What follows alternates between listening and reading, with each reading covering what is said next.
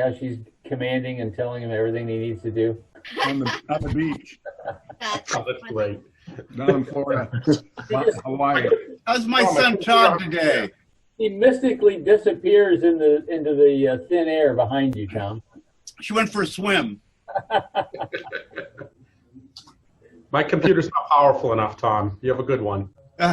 Oh, you know what? When I did it last time, I was at home, so let me see if I can do it now. I spent the whole time trying to figure out how to do it. Is there rumor about a new Ferrari dealer across the street from you? No, it's not a rumor. It's happening. Should be done at the end of the month. And who is it? Cantanucci, Wide World.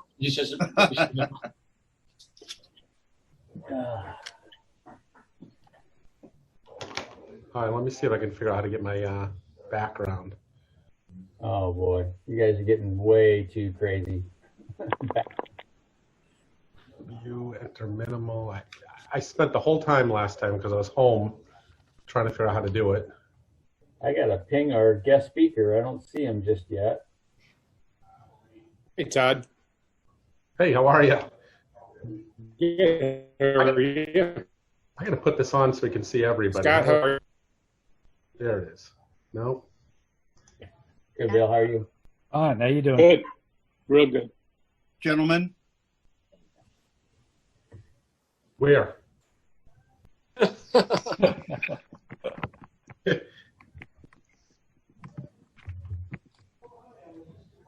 right. Scott, what are you serving us for lunch? Yeah, well, we just finished our patent salad every day, lunch salad, but then we get the good stuff at the evening. What are you serving us? Aren't you serving us lunch today? No lunch today. Is this an Uber drop-off? Yeah, that'd be really slick if I did an Uber Eats to everybody. That'd be cool. But then we'd have to watch each other eat the whole time. I'm not so sure that would be so good. Hey, Joe. Hello, gentlemen. You made it. Made it. Very cool. Well, we're going to jump right in there. It's 1 o'clock. We try to be punctual. I want to welcome everybody and thank you all for taking the time. Let me go ahead and mute everybody for a second here.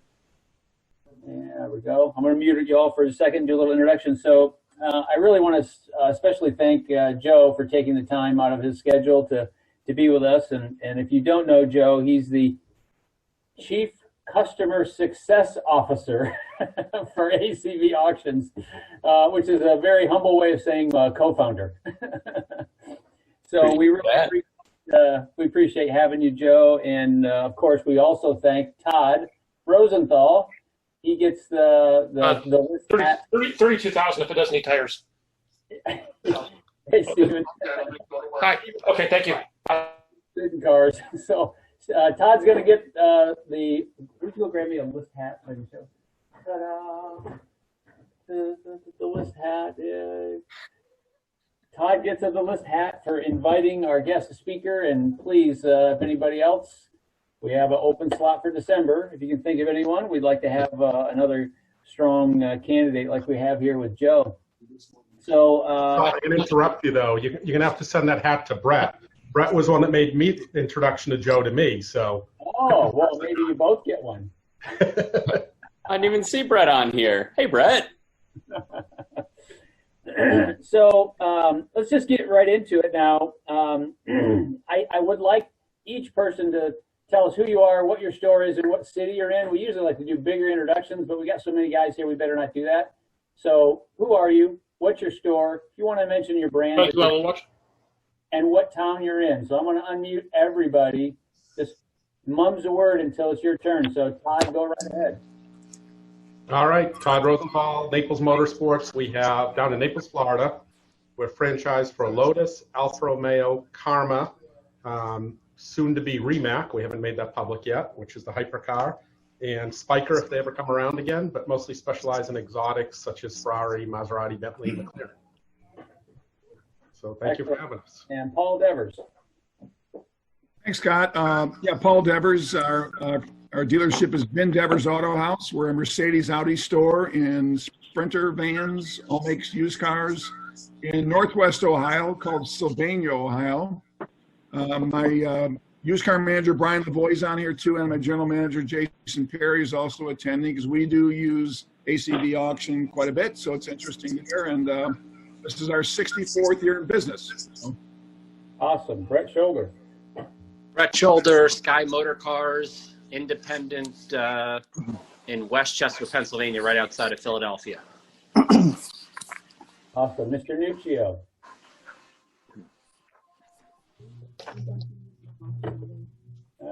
You should be. Bill Nuccio, Addison, Illinois, just outside of Chicago. Been here all my life.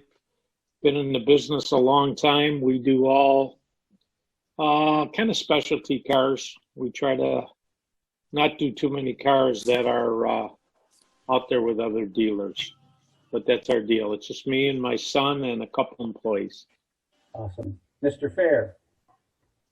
I am a retired Ferrari, Mercedes, BMW, Porsche dealer from Rhode Island. I am licensed and bonded and do private deals for clients. Mr. Rosenfeld. Steve Rosenfeld, Cleveland, Ohio. S&S Wholesale Consulting. We have about 10 dealerships throughout Northeast Ohio and Lower Ohio. Toyota, Hyundai, Kia, Chevrolet, Cadillac, Buick, GMC, Volkswagen, Chrysler, Dodge, Jeep, Ram, and then S&S Wholesale, which is kind of the backbone of the used cars for all the stores. Thanks, Stephen. Mr. Ingram. I'm a retired collector, highline dealer and franchise new car dealer for Hummer and Mitsubishi, and do collector cars now and wholesale cars, wholesale highline cars in Charlotte, North Carolina. Excellent. And Trial Emergent is better known as A.J. Brown.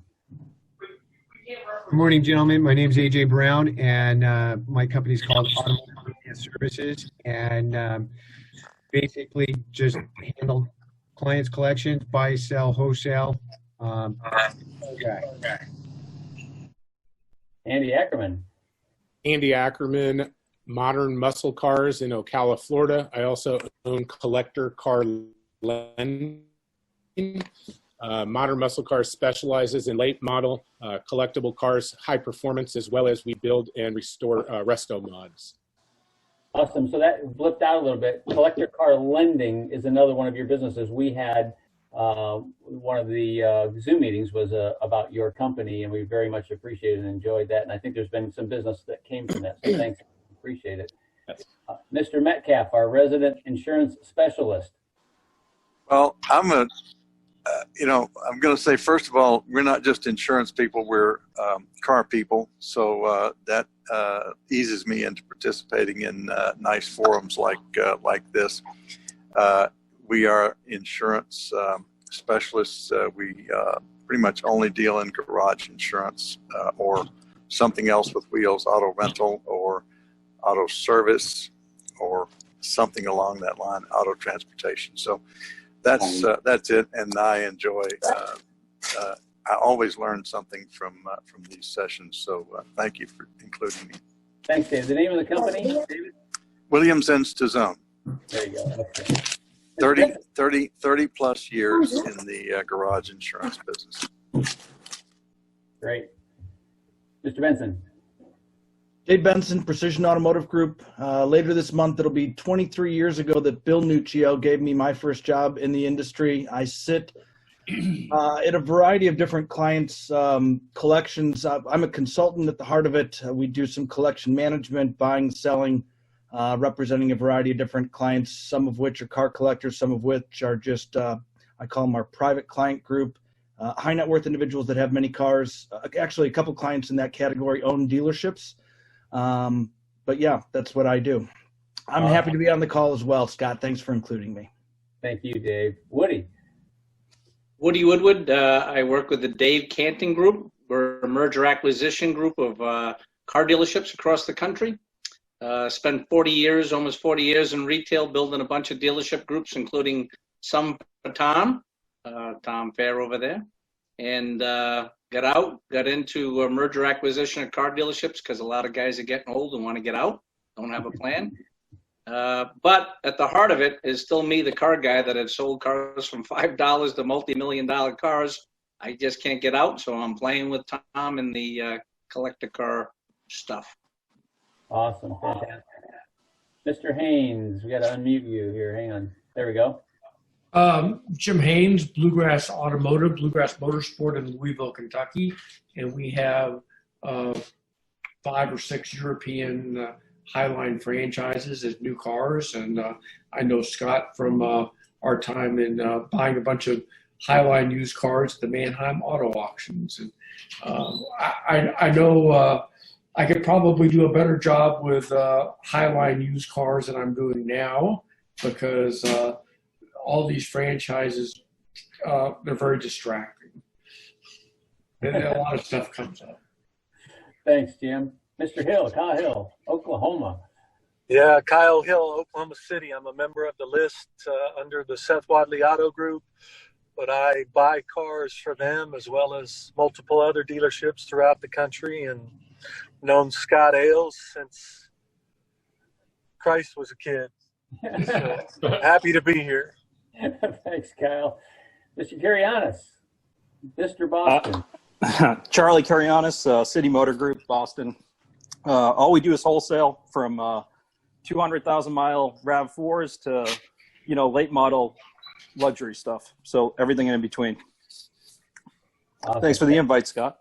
You're welcome, Charlie. Thanks for being here. And of course, you have my wife, Deborah. We've been together 40 years, buying and selling. And I think on the call, Bill Nuccio, Bill Ingram, Jim Haynes, Kyle Hill close, but I think the 3 first guys were 35 plus years in the business together. Been a long time, and we met through the original, the list called IAX, International Auto Exchange. It's been an absolute thrill to be associated with you, gentlemen. And that is what the list is. It's reputation trading, and that's really the key. That's why we can still be friends after 35 years, because we do it the right way, and we appreciate all you guys. So I don't know who MCOTML is. So whoever you are, jump in there. Tell us who you are. Scott, am I on there? Joe Amodio? You are. We're getting to you. So. Oh, okay. I didn't know who NC. Okay. Yeah, I don't know who MCOTML is. So you're welcome to chime in at any time. But I don't know. Kurt, who's Kurt?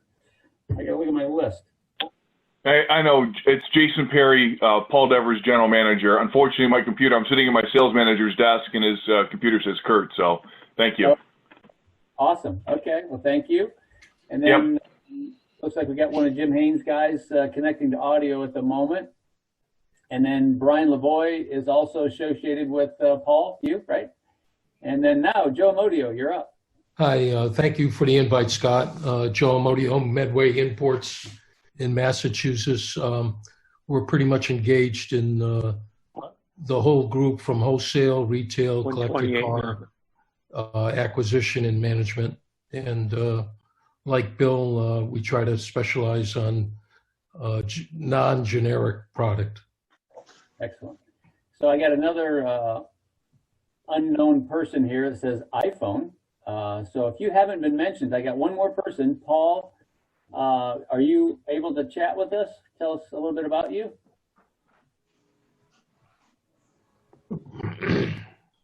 Go ahead, Paul. Or another Paul. Are you there, Paul? I am, Paul. I'm with Charlie. It's the City Motor Group.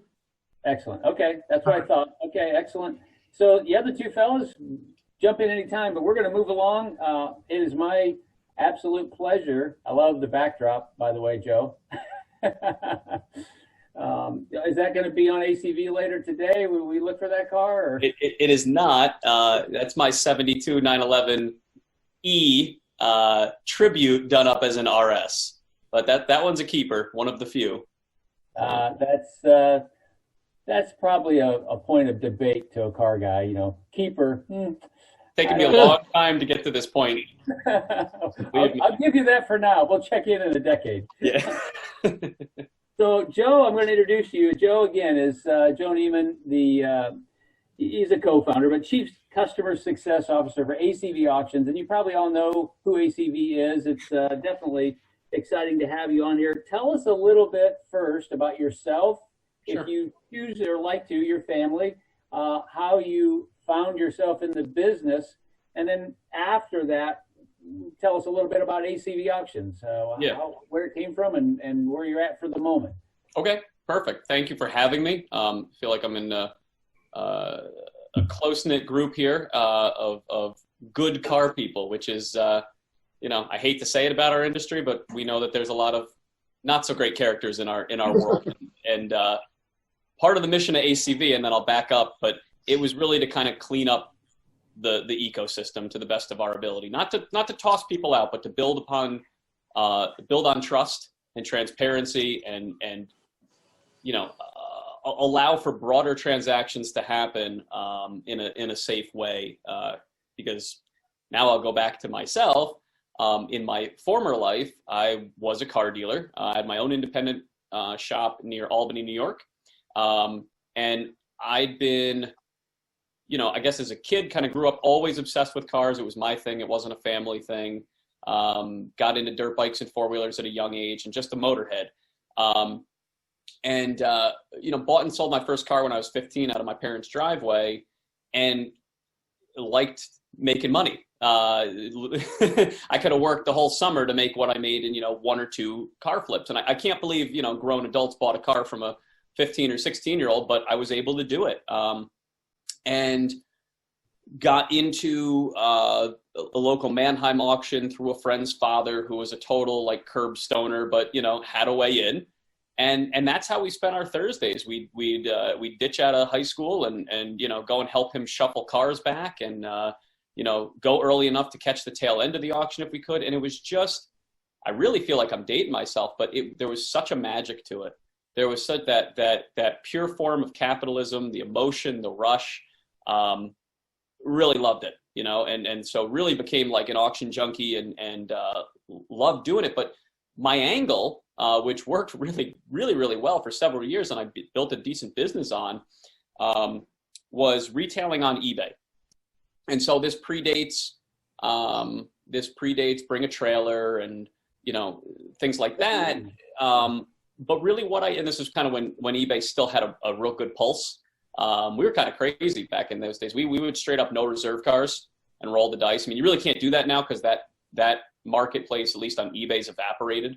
But the way I would operate, and it took a while to evolve to this point, but I would go to the auctions and I would look for oddball cars, and whether it was a lifted Jeep Wrangler or a Porsche 944 or just something with some appeal. I mean, I didn't have a lot of money to work with, but we found, and I say me and my partner and small team, and it started with myself, and I grew it up to having about 14 people eventually over the course of a couple of years. But through college and then after college, we were really moving some significant metal. And the way I looked at it was focusing on cars that have high level, a strong demand, pretty decent scarcity, and that have eyeball. You could clean the car up and really tell a story about it. And what really was fun about that was I'm not a car salesman. I never wanted to be a car salesman. I like to let the car sell itself. And what I found is when you take a lot of pictures, and I know this sounds so obvious, and especially the people on this call, I mean, there are some retailers that still don't get this, which is fascinating. But when you present the car in a way, and really Carvana's doing this, where there's a lot of pictures, you create a lot of trust. We were 100% sellers on eBay with a stellar feedback back in the day when that stuff mattered. People felt comfortable doing business with us, which is paramount. It's the whole point of the list. I get that. But there was such an opportunity to differentiate and just do things the right way. So we got to the point where we were selling 500 some odd cars a year retail. Every car went through the same process. We had an indoor photo room, 100 plus photos of the cars.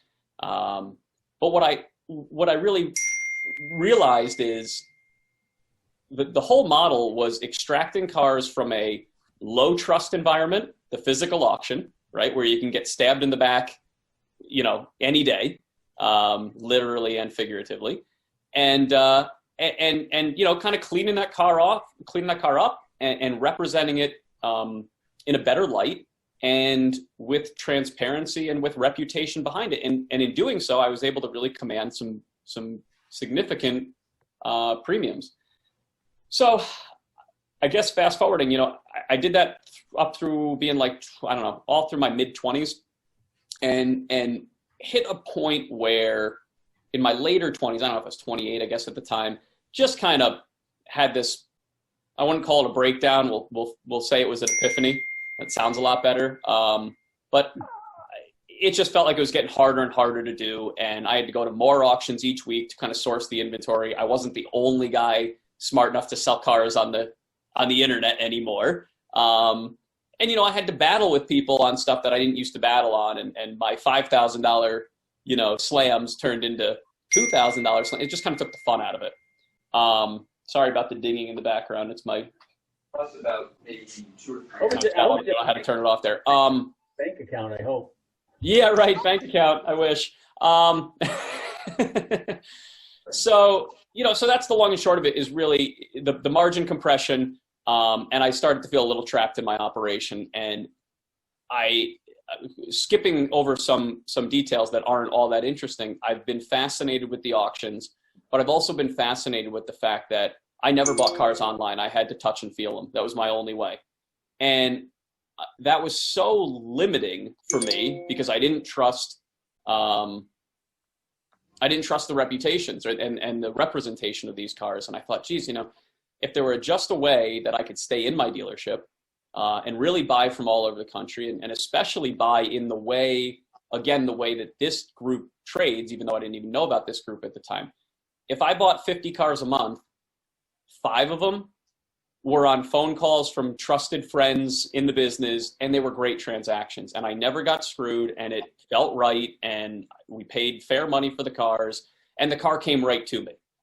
And my total time investment was, you know, a handful of minutes. I wasn't driving to Southern Auto Auction, you know, an hour and 45 minutes each week to go trudge around in the snow or the heat to go try and find the car and not find the keys and all that BS that comes with typically sourcing inventory.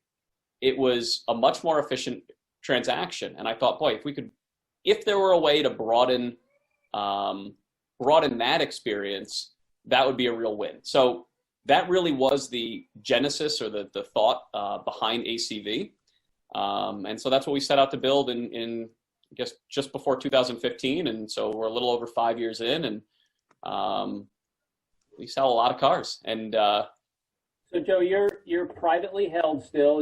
I think you did an E-Series funding recently, but you're still privately held, correct? That's correct. Yep. Okay. Yeah, I mean, we went the venture route, venture-backed organization. So that's been an exciting ride for a small business guy. You know, I was the CEO and the founder when I started this thing. These businesses have a heartbeat and a way that they operate, which is not a small business operator at the helm of. And I was, you know, 28, 29 at the time. So brought in a friend of mine a friend investor guy that I knew to run the organization. He's done a tremendous job. We've scaled from, you know, 3 guys to we're over 1,400 people. Half of that organization is boots on the ground inspectors that are full-time employees for us. We train them. We arm them with tools and technology to do a really good, thorough job inspecting cars. And we view ourselves as a full-service auction. We sell $200 cars and we sell $200,000 cars and really everything in between. And the goal, as crazy as it sounds, is to take that same methodical approach to inspecting every car so that our buyers... You also have a transportation element now, and you have a financing or a floor plan element? Yep. Yeah, I mean, both of those companies, I would say, are in their infancy compared to what they can be. You know, our transport company moves the cars that we sell on ACV. We don't own any trucking assets. We own a marketplace and we're a broker. But we handle all the logistics for like 15,000+ transactions a month. I'd love to see us moving 100,000 cars a month and for cars outside of our marketplace, because I think we gain efficiencies when we build out density. Which, you know, that takes a lot more to get to that size. We did stand up a floor plan company, again, in its infancy, but it's the groundwork that goes into these things. It's getting licensed in 48 or 50 states to go and operate as a financial institution that, you know, as many of you know, a lot of this stuff is a lot of work behind the scenes. And then we've got our core marketplace itself, which has become rather robust. What volume of vehicles weekly are you managing, Joe? So we sell, we sell about 40,000 cars a month right now. Okay. Yeah. And I want to, real quick, there's a couple additions here. Adam Merlin from Atlanta has joined us, and the iPhone was Bill Nuccio's son, Bill Nuccio Jr. I figured that out. Bill, nice to have you on board. And I think that's good for now. So about a year and a half ago, I'll admit, Joe, I was struggling with how to showcase my dry ice cleaning of my green 240D Mercedes that I'd done the underbody. So I had this aha moment. Why don't I just lay my phone down with the video camera on and drive over the phone? And it worked really good. I was all excited about that. It's like, oh, this is a revelation. And about a week previous to me thinking of that, I find that you had your display and your new presentation of your virtual lift. So that's been a little over a year and a half now. Tell us a little bit about virtual lift and your latest audio motor profile. Sure. So these are technologies that we've built within ACV. We are a tech company. We've got a engineering team between product and engineers of a couple hundred people. So very much at ACV's core, as much as we're a car auction and a car inspection company, we are a technology company as well. And so we built some hardware, which is interesting, and that's a whole different world. And I can't really claim anything to do with these things. We've hired smart people, and they've created incredible things for us. Virtual lift is it's kind of a fold-out device. I could probably find some images of it, but it's a pretty cool thing so we do all our inspections from an iPhone. So our whole team is mobile-based, app-based, doing these inspections. And the way this virtual lift works is you basically put the phone in this device. The device is about 3 feet wide, sits between the wheels of the car, of the width of the car, and you drive forward over it, straddling this device. And what it does is it takes about 2,000 images of the underside of the car and stitches them all together, and it's backlit. And we get depending on if we do a really good job or not with the stitching, but it's continually getting better, you get an image of the underside of the car as if you put a car in the shop, put it all the way up on the lift, and laid down on the floor on the creeper. It's pretty game changing, and I grew up in the car business in the Northeast where, we'd regularly have rot holes in frames. So the reason we went into this was to try and minimize those things from those experiences from biting us and our customers. But there's a lot of use cases for this beyond. We haven't commercially offered this thing, so we just continue to use it for ourselves and prove it out. The data science of this opportunity, though, is that we're going to have this library of all these underside images of cars, which doesn't sound all that exciting to a lot of people, but you start to figure out like degradation and where there's issues, and really the same goes for the audio engine profile. So we cold start all these cars, thousands and thousands of cars a week, and we record the engine sound. And so, to the trained ear, to the car dealers, the car buyers, we can hear things. We can tell if a motor sounds healthy or not. But the other thing we can start to do is we have basically like a digital fingerprint of what these engine recordings sound like, and we can compare them against each other. So even if our inspector can't hear engine noise, we might be able to capture it by the way it displays as an image behind the scenes. So Joe, let me ask you, you say you're not a car salesman. I'll go with that for now. There's nobody on this call that has not experienced a situation where they may have, or one of their salespeople, oversold or started overselling a car. They have a customer that's ready to buy, they missed the buying signal, and they just keep selling. And the next thing you know, they've gone too far and the customer leaves. What are your feelings about the level and depth of information that you're providing do you have a sense in some cases there's just too much information and you're keeping people from buying cars they normally would have bought?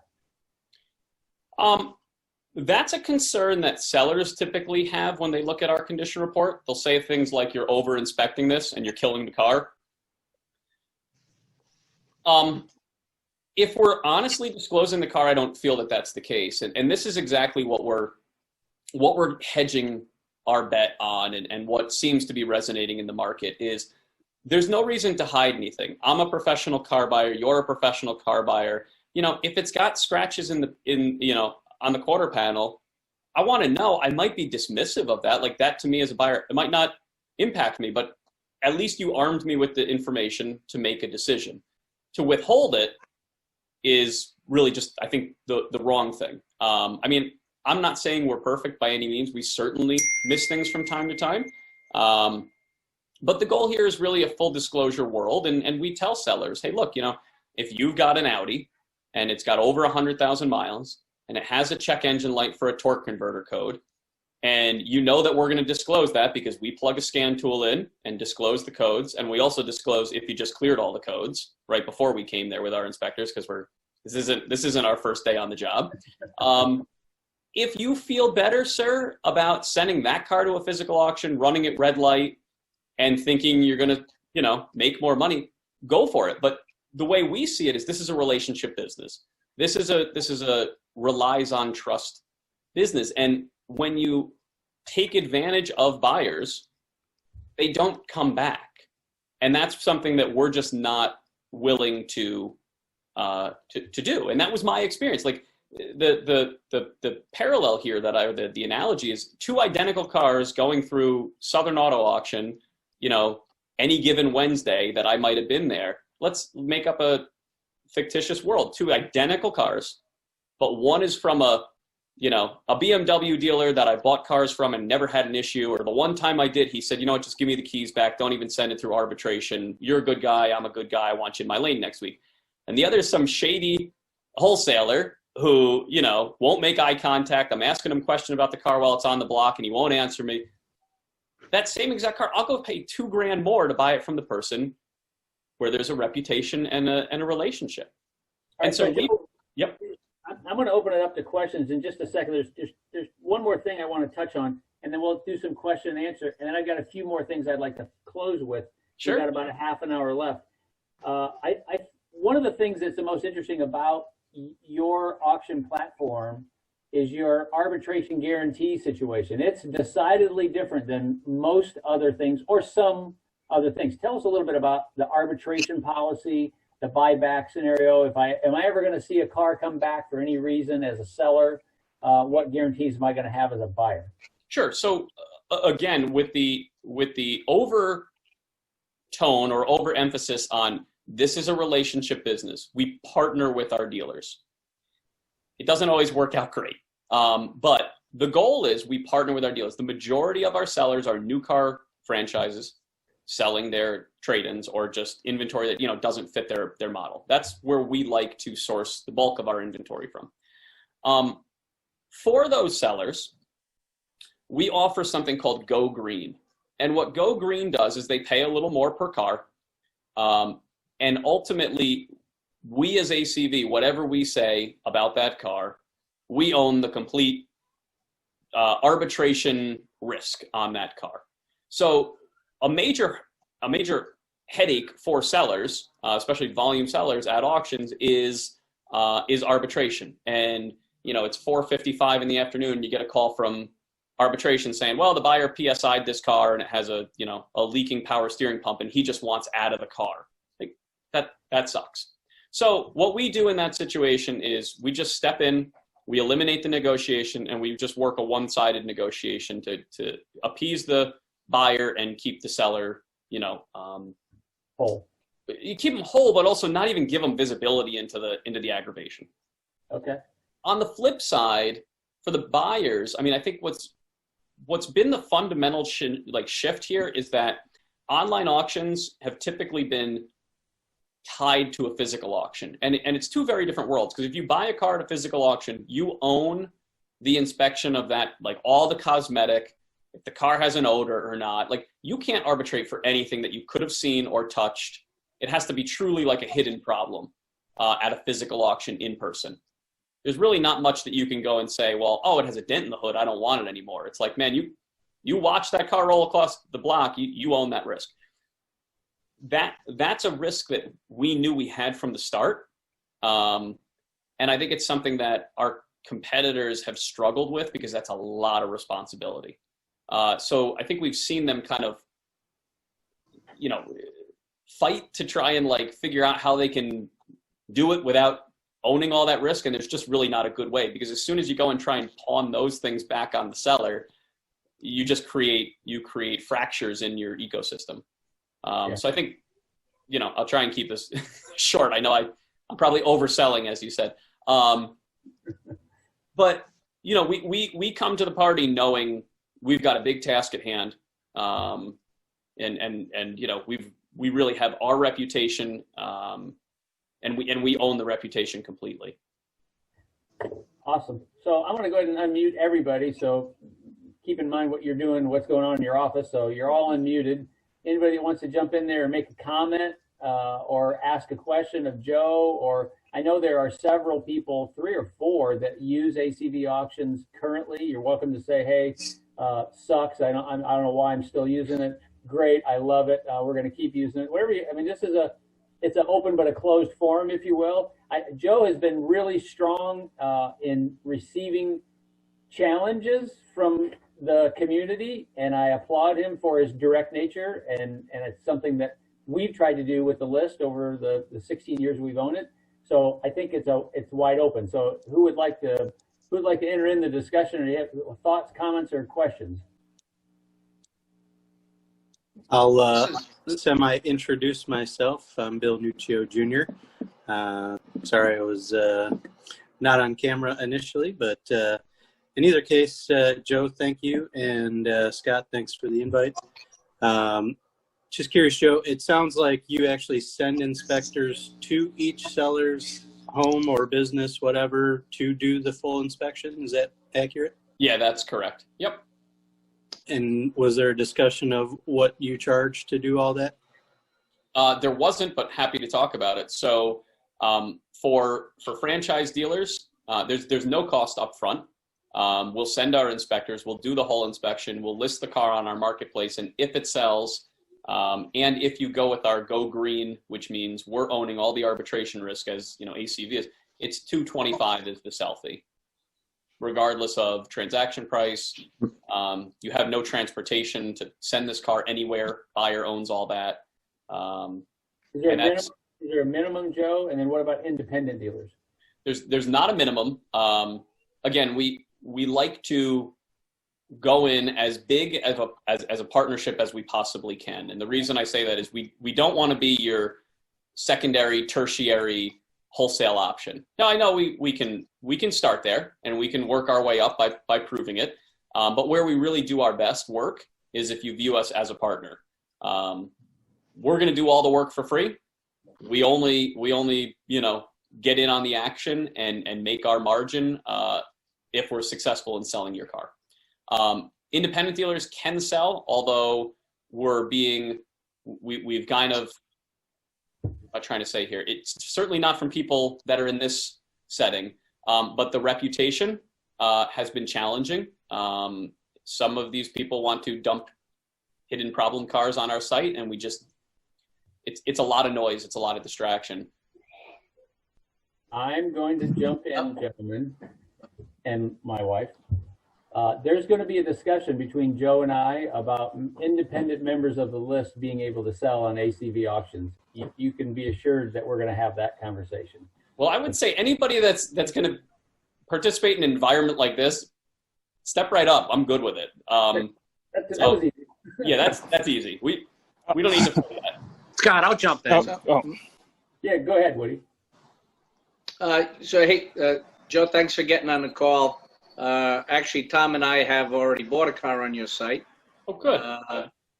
Tom thought we paid too much money. I think we're okay. Hi, Tom.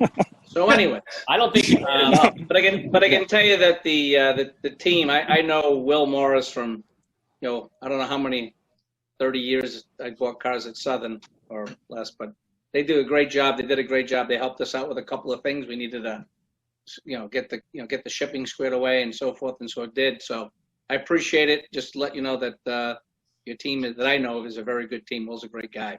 Thank you. I've sent a few clients to you guys already.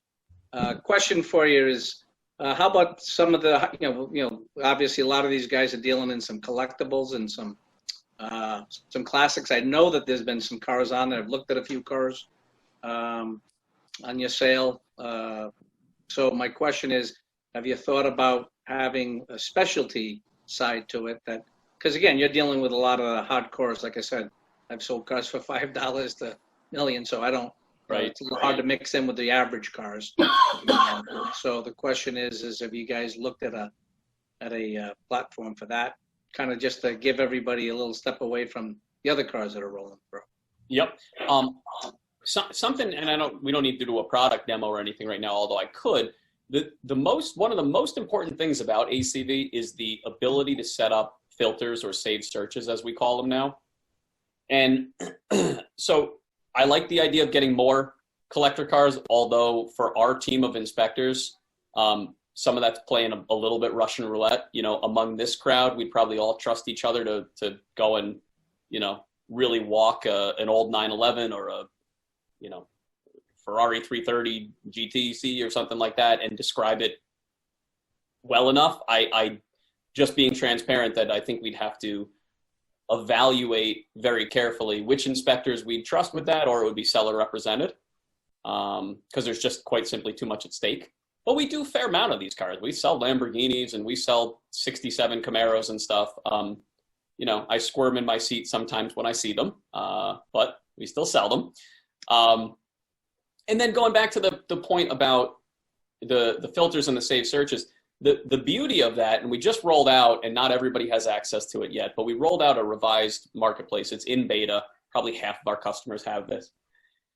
And the ability that you have to get ultra specific and set up a lot of really infinite different filters that are customized to your use case allows for you to have a completely custom experience. So if you only want to see Porsche 928s with a manual transmission and, 2010 and newer BMW product, you could do that. We haven't had that functionality before, but that allows for your custom experience to be different than the next guy. So I think we kind of back into that optimized world. So Joe, I got a couple of questions in chat. Mr. Benson has asked, could you enlighten us? You probably know this. What's the monthly, your monthly volume is 40,000 units a month, plus or minus. I presume it's on a nice incline. Tell us as comparative, Odessa, Mannheim, what do they handle in the US? Yeah. Or in the markets that you exist? Sure. In some markets, we're honestly the dominant player, which is fascinating. Across upstate New York, into New Jersey, into some of these areas where we've just been longer, we're really a force of nature. As we spread west and did our westward expansion, we sell a couple thousand cars a month in California. We sell a couple thousand cars a month in the state of Florida. So these are massive car markets, and we're kind of just breaking into it. We own, from a market share perspective, single-digit percentage, wholesale volume for the country. Okay. That being said, CarMax does single-digit percentage of retail volume, so the optics are kind of wonky. But I believe Odessa sells maybe, I don't know, 1.5 to 2 million cars a year. Mannheim's bigger than that. So yeah, I mean, we're certainly in third place compared to them, but they've also been at it for 50 or. Yeah, you're not done yet. We're just getting started. So I thank David Mizrahi. Thank you. I'm not good at these games where you have to put acronyms together and things. That's Motor Cars of the Main Line in Pennsylvania. That's David Mizrahi. He doesn't have a microphone, so that's who MCOTML is. And then Adam Merlin also has asked, I don't have a microphone, but we ask him to tell us how to register, and should we note somewhere that we're in this 20 group with the list?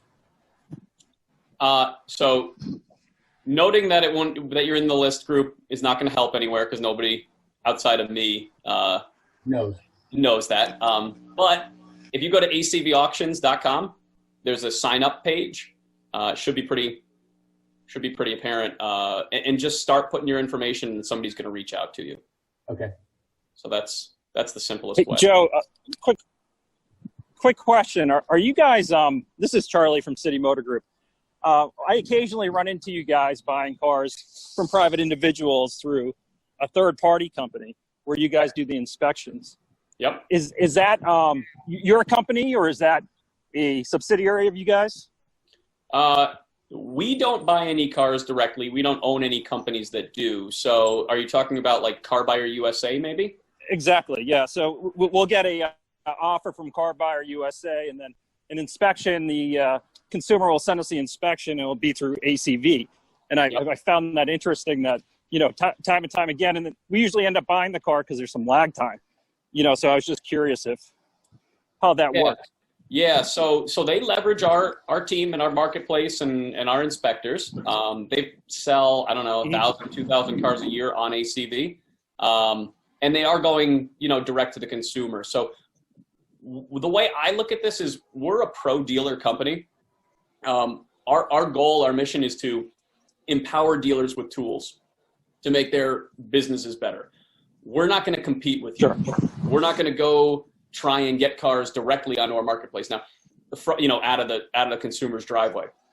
If you go and do that, leveraging our platform, I think that's great. And I think we all need to have some heightened awareness around this, because a little company called Carvana bought like 75,000 cars direct from consumers in Q3.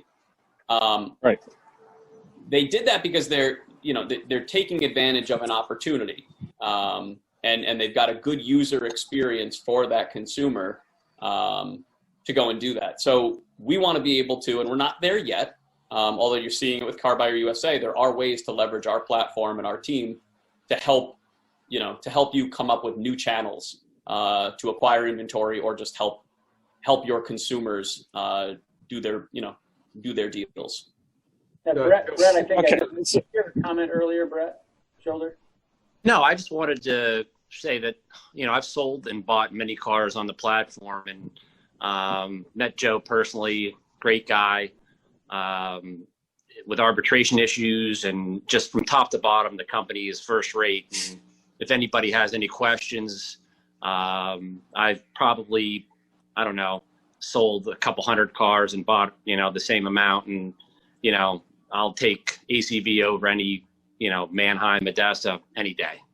Just a great experience. Thanks, Brett.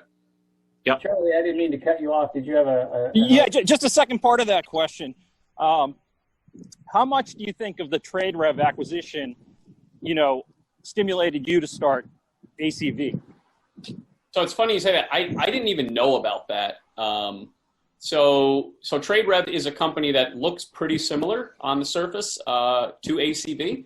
A Canadian company, and CAR, which is Odessa's parent company, bought, like a 50% stake in that in 2014. I had no visibility into it, didn't even know. So we started ACV unknowing, or not knowing that TradeRev even existed. And it's kind of a blessing, quite honestly, because if I had known, I probably would have simply said, you know what, there's somebody else doing this, forget about it. I'm not going to go and try and compete with Odessa. So down the road, fast forward, Odessa's parent company, CAR, did buy the complete share in TradeRev. And, we bumped into them at different times. They also just went and bought, or they're in the process of buying Backlot Cars, which is another online competitor. So we'll see how that works out. I mean, from firsthand experience, scaling these companies is very, very challenging, like unbelievably challenging. Buying tech companies and trying to scale them when your roots are in brick and mortar is, I think, even harder. How do you differentiate your business platform in 1 or 2 points from trade, whatever's left of trade rev and backlot? Yeah, to me, it's a mindset of going all in, and it's really all in for the customer. And so, you know, what I learned early on is if you just try and compete on features, you know, our auctions are 20 minutes long. Trade revs used to be an hour and a half. Now they're down to 45 minutes. Backlots are 3 days long. It's not about features and little buzzy stuff like that. I used to think it was. I used to think, well, if we just had this, we could beat them all. You can't patent this stuff. You can't really protect it. It really comes down to the quality of your team, the alignment of your team, and I truly believe that's what separates the great companies from the not so great ones. I mean, you can buy the same products on Amazon that you can on Walmart.com. I always buy my stuff on Amazon because if I need to return something, it's just so simple. It's the same reason I have an American Express card. I pay $400 or $500 a year for the membership. But when I have an issue, I call. Within seconds, I'm talking to a human who speaks really good English, and it's no issue. No, I mean, but those things matter, right? Like, we will pay, you know, this is not about being the cheapest. Right now, our fees are the lowest, pretty much, and in a lot of ways, I think we're underpricing ourselves. But that's not what it's really about. To me, it's really kind of an obsessive focus on customer service, and we're not there yet. So you know, when Scott or Brett say that I'm a great guy and that, you know, I'll go on these Facebook groups and deal with customers' issues and give everybody in the world my cell phone number, I will. I need my whole entire organization of 1,400 people to really have that same proactive nature to problem solving and long-term view of the customer. And, you know, that's a reprogramming of a mind that took me a couple years, and now I got to get an entire organization to think that way too. But I do feel like we're farther along that curve than a Mannheim or Odessa or the next startup that thinks this is just going to be easy because we'll beat them on whiz-bang features is ever going to get to.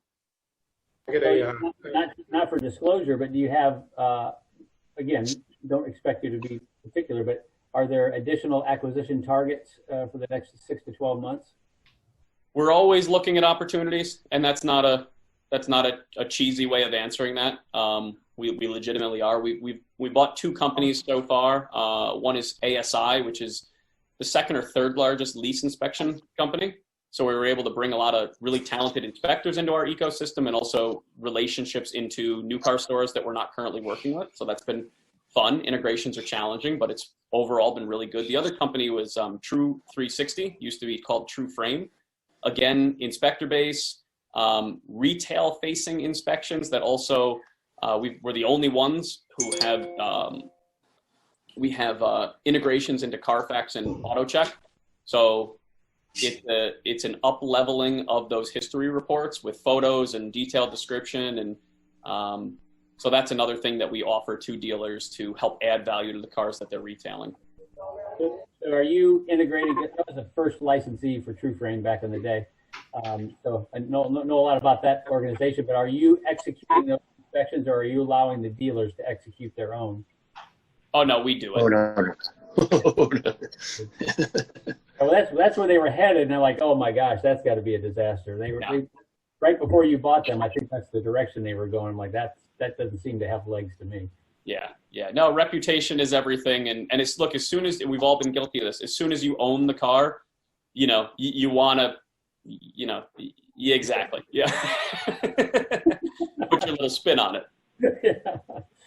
Any other questions? We got about 7-8 minutes. Scott, I've got one here. Yes, please. Scott, it's Brian Lavoie with Vin Devers Auto House. Yes, Brian. So first of all, we've been a customer with ACV for probably well over a year. First of all, I just want to say the entire platform is genius from beginning to end. It is seamless. Every ACV employee, any inspector that's ever been in here, anybody on inside sales that I've ever spoken to, very professional and just a very well thought out platform. From the time if we sell a car, no sooner can I go to my email, there's a FedEx label in there that I walk upstairs and they send the title out, and overnight they receive the email, or they receive the title, and the money's in our account the next day. It's unbelievably flawless. Versus the days we used to ship a car off to, the big M auction, only for it not to sell, and it comes back and it's damaged and it's all pilferaged, it's missing equipment and things like that. The car never leaves. If it doesn't sell, it doesn't sell, and there's no charge. It's just, I can't compliment you enough. It's really, really well thought out. I will, as a good user, as a big user, two things. In your search, I would like to see it model specific. I understand why you don't do that, because obviously if I'm looking for a general vehicle, maybe something else will pop up that I might, be interested in. But if I'm looking for a certain model specifically, you can't get that defined, if I'm correct. So do you typically use the app or desktop? I use desktop. So just ask your account manager the next time you talk to them, or send them an email and say you want access to our search beta, Marketplace 2.0. I know that's a lot, but either Marketplace 2.0 or the search beta. This is something we're rolling out. I assume you haven't seen yet. I haven't. Because right now I understand the filters, but it's a little bit vague where you can't search out a particular year, make, and model. This is next. And you know what I'm talking.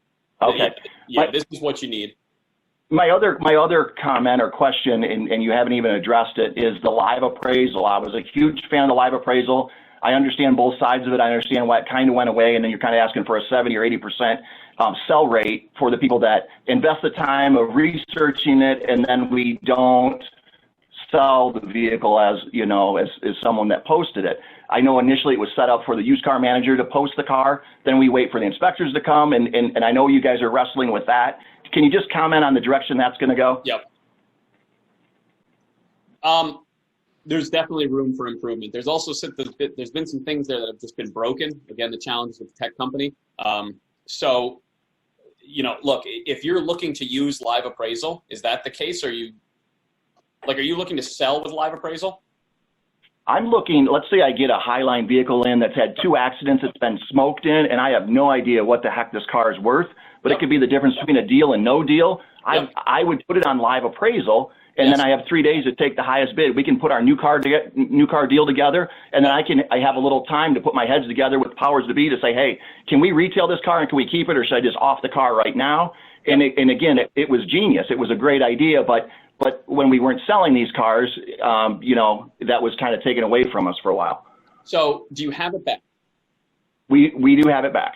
Okay, that's the important thing. We got, and you could point to me as being a little overzealous with ripping the rug out. The balancing act that we're always in is we've got buyers and we've got sellers, and the buyers started to get real frustrated with the auctions because the conversion was too low, but there were also a lot of cars that never should have been live appraisals to begin with. The car that you're talking about, customer car, plates still on it, smoked in, S550, absolutely. Hey, what's that? Oh. Absolutely should be, it's a good use case for a live appraisal. Exactly. When we would see too many How you doing, man? on a dealer's front line, and those were being listed as live appraisal, it's a waste of everybody's time and would frustrate a lot of buyers. So we were trying to balance that, if that makes sense. No, I totally understood both sides, and I even stood up and said, I talked to my rep. I said I would even pay for, because there's no charge, guys.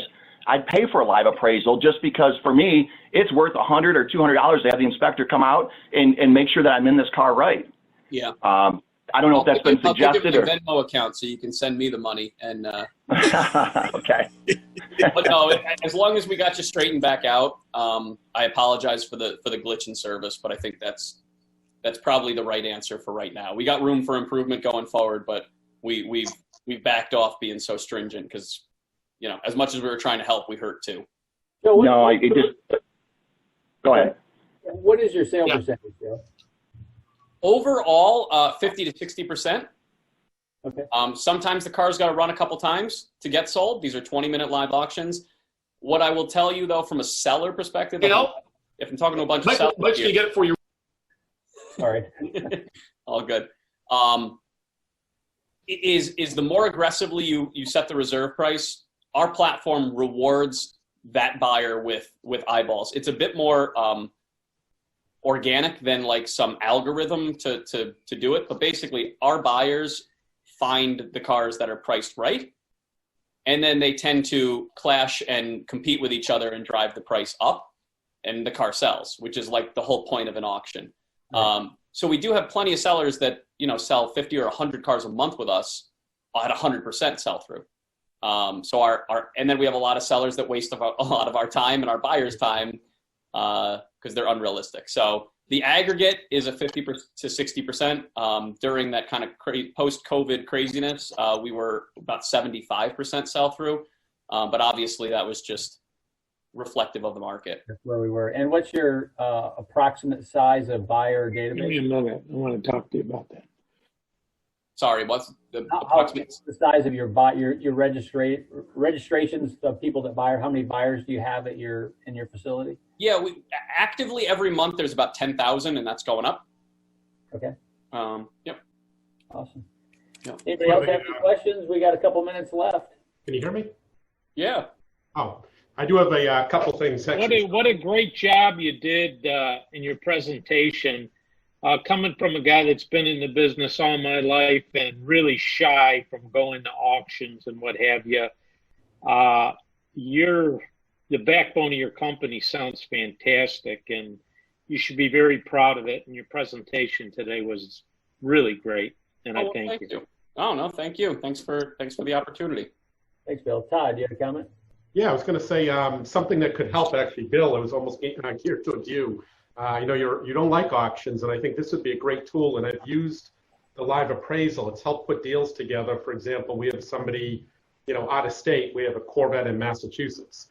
I'm afraid of putting a number on it, so I'll send an ACV rep out there. They'll do the inspection. We can sell it right from where it is, and I have no risk to it because I'm not seeing it. So in a case, I think all of us selling exotics and highlines, you have trade-ins all over the country, and people always want a little too much, and it's a great tool to be able to use it, put it out there at live appraisal, and you know, and get bids from across the country. And it's a great tool to show a customer that, hey, I put your car and it had this many views, this many bids, and this is the most money you're going to get, and it's worked, and it's done a great job for us. So, and the fees, Bill, too, are amazing. $225, I think it's buy fee, Joe, and a sell fee. So we just bought a Lamborghini Aventador, and it was a $225 fee. It was probably $350, but yeah, they cap at $350. So I'll make sure I get it credited back, though. I really try to keep a tight ship here for the clock. We're at 2 o'clock. I really appreciate, I think, one of our largest showings here. So I appreciate all the attendance and the attention and the comments. And I'm sorry to kind of rush everybody along, but we try to pack as much as we can into a meeting. Can't thank you enough, Joe. And hopefully you have a small spike in your registrations. Oh, yeah. I'll be watching for it. Thanks, Joe. Thank you all. Thanks, Joe. The opportunity. Yep. Thanks, Scott. Thank you, Joe. Joe, thank you very much, bud. It was wonderful. Look forward to chatting with you soon. All right, great. I threw my email and my cell number in the chat there too. Thank you. I'll leave it open for a while. Thanks, Joe. All right. Bye, guys. Bye-bye. Thank you. Thank you, Scott. You're welcome. Our pleasure.